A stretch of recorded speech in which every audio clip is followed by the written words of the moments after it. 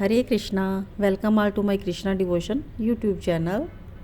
हरी कृपा से आप सभी अच्छे होंगे ऐसी मैं आशा करती हूँ। भक्ति पूजा पाठ से रिलेटेड सभी वीडियो में आपके साथ शेयर कर रही हूँ। आप इस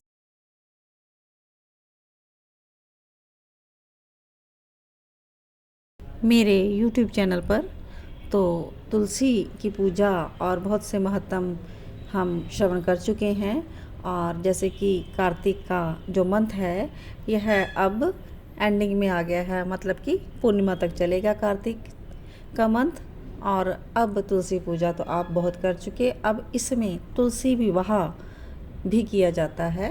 कार्तिक के मंथ में शालिग्राम जी और तुलसी का विवाह करने का विधान है। तो आज के वीडियो में हम तुलसी विवाह और भीष्म पंचक व्रत इत्यादि की विधि और महिमा श्रवण करेंगे। तो जो भी व्यूअर्स हैं वो मेरे चैनल को पहले सब्सक्राइब कर लीजिए ताकि सभी न्यू अपडेट्स आपको टाइमली मिल सकें। तो आइए जानते हैं तुलसी का विवाह हमें कब करना चाहिए। कार्तिक की जो शुक्र नवमी होती है उस तिथि से द्वापर युग का प्रारंभ हुआ था, इसलिए वह तिथि दान और उपवास में बहुत ही पुण्य मानी जाती है। अब इन नवमी से लेकर एकादशी तिथि तक शास्त्र के अनुसार विधिवत तुलसी का विवाह उत्सव करे तो मनुष्य को कन्यादान का फल प्राप्त होता है। सर्वप्रथम भगवान विष्णु की स्तुति आदि करके भगवान को उठाएं, उनका फूलों से धूप द्वीप नैवेद्य से पूजन करें। और तुलसी विवाह से पहले हमें कलश स्थापना करनी है। कलश में सभी देवताओं का वास माना जाता है, तो सभी देवताओं को आह्वान करना ज़रूरी है। और उसके बाद हमें गणेश जी की आराधना करनी चाहिए। गणेश जी का और माता गौरी जी का पूजन सर्वप्रथम होता है। इसके बाद आप शालिग्राम भगवान विष्णु भगवान को अच्छे से वस्त्रों से सजाएं और तुलसी माता जी को भी सुंदर लहंगा चोली इत्यादि पहने, क्योंकि तुलसी जी गोपी हैं तो उनको गोपी जी के रूप में सजाना चाहिए और उनको आभूषणों से भी सजाएं। विष्णु जी की प्रतिमा को तुलसी जी के निकट लाकर रखें और भगवान का आह्वान करें।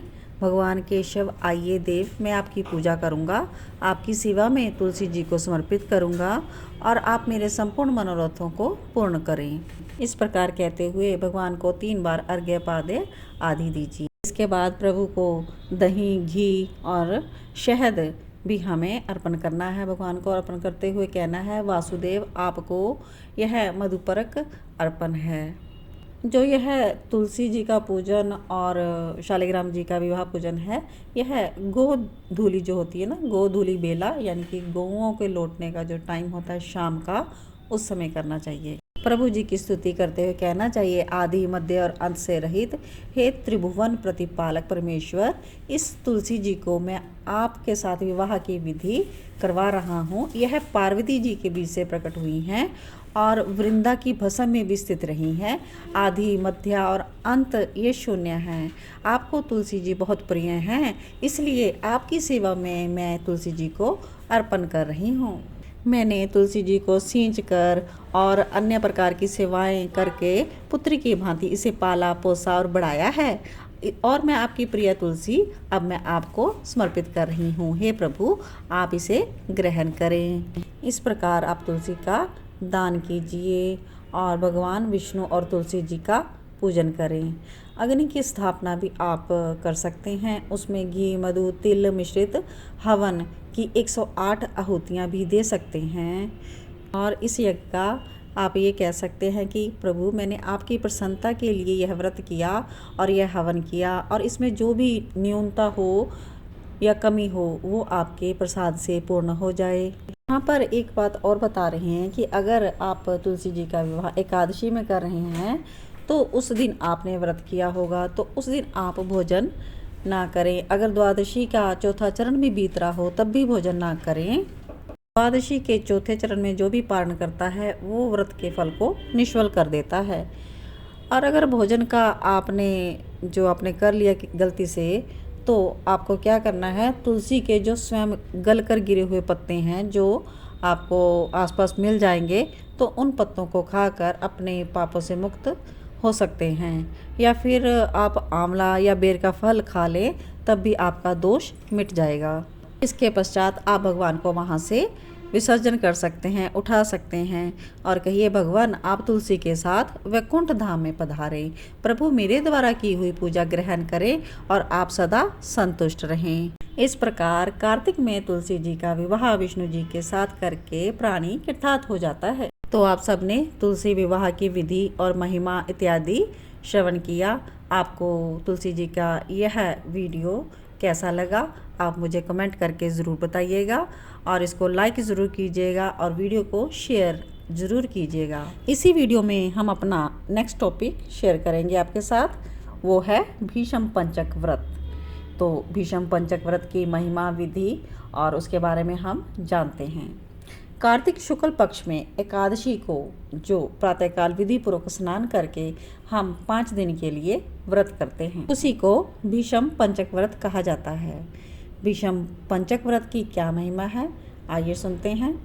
बाणशैया पर सोए हुए महात्मा भीष्म ने राजधर्म, मोक्ष धर्म और दान धर्म का वर्णन किया था, जिसे पांडवों के साथ साथ भगवान श्री कृष्ण ने भी सुना था और उनसे प्रसन्न होकर भगवान वासुदेव ने कहा, भीष्म तुम धन्य हो, तुमने धर्म का स्वरूप अच्छी तरह से श्रवण करवाया है।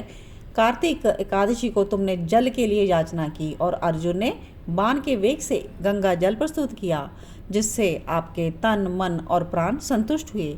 इसलिए एकादशी से लेकर पूर्णिमा तक जो लोग तुम्हें अर्घ्य दान से तृप्त करते रहेंगे वो मुझको भी संतुष्ट करने वाले होंगे। तो इसीलिए भगवान की प्रसन्नता और संतुष्टि के लिए हमें भीष्म पंचक नामक व्रत का पालन प्रतिवर्ष करना चाहिए। महात्मा भीष्म जी के लिए प्रत्येक प्राणी को तर्पण करना चाहिए। और तर्पण करते हुए क्या कहना है हमें, आजन्म ब्रह्मचर्य का पालन करने वाले परम पवित्र सत्य व्रत परायण गंगानंदन महात्मा भीष्म को मैं यह अर्घ्य देता हूँ। जो मनुष्य पुत्र की कामना से स्त्री के सहित भीष्म व्रत का पालन करता है, उसको 1 वर्ष के भीतर पुत्र प्राप्त हो जाता है। और जो भी मनुष्य भीष्म पंचक का व्रत का पालन करता है, उसके द्वारा सब प्रकार के शुभ कृत्यों का पालन हो जाता है। जो यह महापुण्य व्रत है, यह महापातकों का नाश करने वाला है। इसलिए भीष्म जी के लिए जल दान और अर्घ्य दान विशेष रूप से हमें करना चाहिए। भीष्म जी के लिए हमें कहना चाहिए, जिनका व्यामपद गोत्र है और सांकृत प्रवर है, उन पुत्र रहित भीष्म जी को मैं यह जल देता हूँ। वसुओं के अवतार शांतनु के पुत्र और अजन्म ब्रह्मचारी भीष्म को ये मैं अर्घ्य देता हूँ। इस व्रत में हमें भगवान श्री हरि का विशेष रूप से पूजन करना चाहिए। पंचगव्य, सुगंधित चंदन के जल, उत्तम गंध और कुमकुम के द्वारा भक्ति पूर्वक सर्व पापहारी श्री हरि का पूजन करना चाहिए। भगवान गरुड़ ध्वज को कुमकुम आदि का लेपन करना चाहिए। सुंदर पुष्प, गंध, धूप आदि के द्वारा उनकी अर्चना करनी चाहिए। 5 दिनों तक भगवान के समीप दिन रात दीपक जलता रहना चाहिए। देवों के आदिदेव भगवान विष्णु के लिए उत्तम से उत्तम नैवेद्य हमें अर्पण करने चाहिए। इस प्रकार भगवान की पूजा अर्चना, ध्यान और नमस्कार करने के पश्चात ओम नमो भगवते वासुदेवाय इस मंत्र का 108 बार जप करना चाहिए। अब उसके बाद घी मिलाए हुए तिल, चावल, जौ आदि के द्वारा हमें षड अक्षर मंत्र ओम रमाय नमः इस मंत्र से आहुति भी देनी चाहिए। इसके बाद भगवान की आरती करके आप मंत्र जप करके रात्रि को धरती पर ही शयन करेंगे। भक्ति पूर्वक भगवान में ही मन को लगाना चाहिए, क्योंकि हम जो कार्तिक व्रत कर रहे हैं, ब्रह्मचर्य का पालन और हमें पापूर्ण विचार का त्याग करना है, तो हम सिर्फ और सिर्फ किस लिए कर रहे हैं, भगवान की प्रसन्नता के लिए और भक्ति प्राप्त करने के लिए। तो हमें शुद्ध मन से भगवान का पूजन अर्चन करना चाहिए। इस प्रकार सभी को इस व्रत का भली भांति से पालन करना चाहिए। स्त्रियों को अपने पति की आज्ञा लेकर इस व्रत को करना चाहिए और विधवाओं को भी मोक्ष सुख की वृद्धि के लिए इस व्रत का पालन करना चाहिए। इस प्रकार नियम, उपवास और पंचगव्य से और दूध, फल, मूल और हविष्य का आहार से निर्वाह करते हुए भीष्म पंचक व्रत का पालन करना चाहिए।